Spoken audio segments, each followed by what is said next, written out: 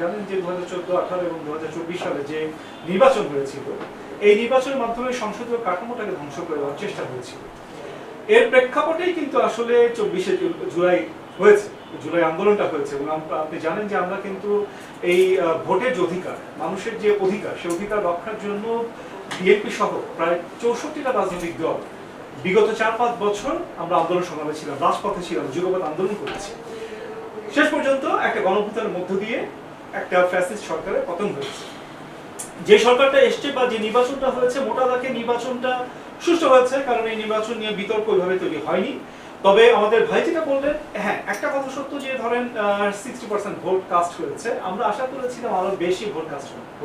কিন্তু ইন্টারেস্টিংলি যে 40%, এটা কিন্তু not a matter of simple number, এটা কিন্তু একটা বিরাট অংশ যে আপনি 40% ভোটার তারা ভোট দিতে আসে না।